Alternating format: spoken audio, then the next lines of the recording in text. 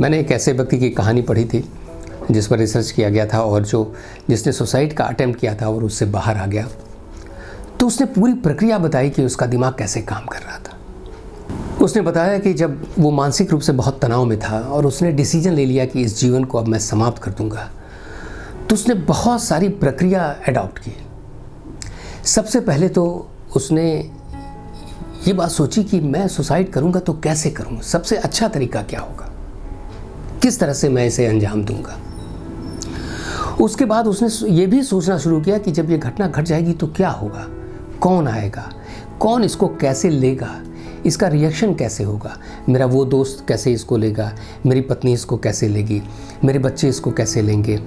और ये सब सोचते हुए वो उसका जस्टिफिकेशन भी कर रहा था कि अच्छा बच्चों की परवरिश तो अरे तो मेरे पास तो इंश्योरेंस है और पत्नी मेरी तो टीचर है, वो तो पढ़ाती ही है, तो बच्चे तो संभल जाएंगे, कोई दिक्कत नहीं है, इसमें कोई प्रॉब्लम की बात नहीं है।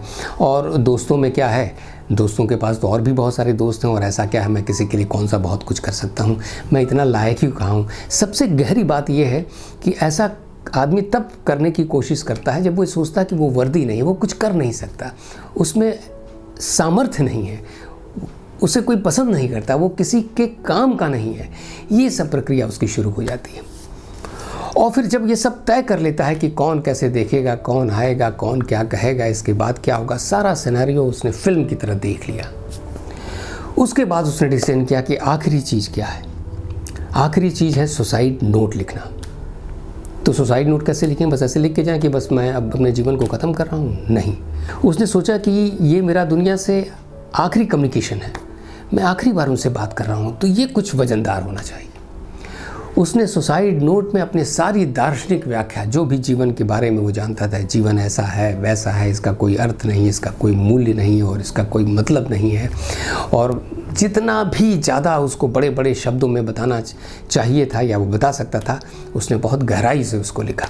और तब लिखा कि इस तरह के निरर्थक जीवन से फ़ायदा क्या है, मैं धरती पर बोझ क्यों बना रहा हूँ, ऐसा कह के उसने अपना ये समाप्त किया। और फिर उसने अटेम्प्ट किया। इत्तेफाक कहिए या भाग्य कहिए, जो कुछ कहिए, वो बच गया ये सब कहानी सुनाने के लिए। और उसके बाद उसने कहा कि ये बड़ा मुश्किल दौर होता है, हम किसी से कहते नहीं, हमको लगता है कि हम कहें कि मैं मानसिक रूप से परेशान हूँ तो लोग उन पर हंस देंगे। आप किसी से कहिए कि आपके पेट में दर्द है, आपको लीवर में प्रॉब्लम है, आपको कंजेशन है, चेस्ट में कोई दिक्कत है, फेफड़े में है, टीबी है, ये सब आप कह सकते हैं, शायद आपको दिल की बीमारी है। पर जैसे ही आप कहते हैं कि मुझे दिमाग में कोई तकलीफ़ है, लोग सतर्क हो जाते हैं और लोग फिर अलग तरह से आपसे बिहेव करने लगते हैं। और इसी डर से आदमी ये बताना नहीं चाहता। कैसे लोग कहते हैं, क्यों तुम्हारा दिमाग ख़राब है क्या? तो दिमाग ख़राब होना, कोई ये तो नहीं कहता कि तुम्हारा पेट ख़राब है क्या, हैं तुम्हारा दिल ख़राब है क्या, तुम्हारा फेफड़ा ख़राब है, ऐसा तो नहीं कहते। लेकिन दिमाग ख़राब है ये सुनना लोगों को पसंद नहीं और लोग उस पर टारगेट भी करते हैं। ये एक मुश्किल होती है। तो इससे बचने के लिए वो दिमाग जो है वो पूरे बहाने बनाता है, वो पूरी तरह बिहेव करता है कि दूसरे को शक न हो कि इस आदमी ने सोच लिया है कि ये सुसाइड करेगा।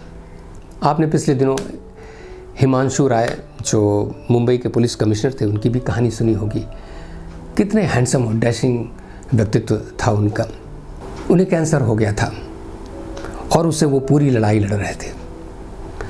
जब उन्होंने डिसाइड किया कि इस जीवन को समाप्त कर लेना है, तो उन्होंने क्या किया, किसी को भनक तक न लगी कि वो ऐसा करने जा रहे हैं।